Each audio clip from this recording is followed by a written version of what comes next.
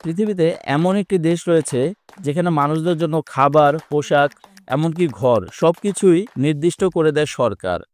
কারো ব্যক্তিগত সম্পত্তি নেই, দোকান আছে কিন্তু তা সরকারি।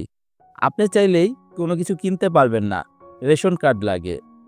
মোবাইল ফোন আছে কিন্তু ইন্টারনেট নাই, তারা শুধু নিজেদের দেশের নির্ধারিত অ্যাপ ও সাইট দেখতে পারে।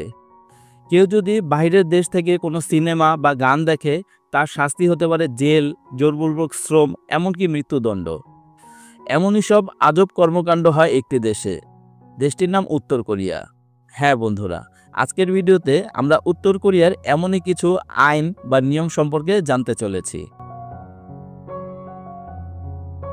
কোন স্টাইলে চুল কাটবে তা নিয়ন্ত্রণ করে দেয় সরকার। শুধু 18টি নির্ধারিত স্টাইল রয়েছে।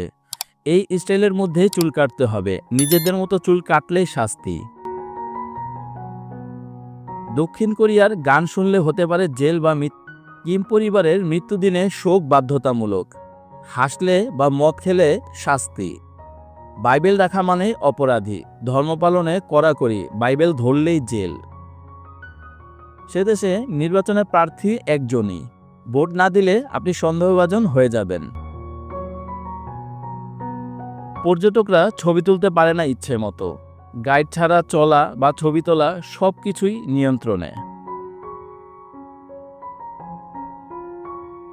উত্তর কোরিয়ার শিক্ষার শুরুতেই শেখানো হয় আমাদের নেতা সর্বশ্রেষ্ঠ, সব জানেন, সব পারেন। বাচ্চারা প্রতিদিন লিডারের ছবি দেখে প্রার্থনা করে স্কুলে যাওয়ার আগে।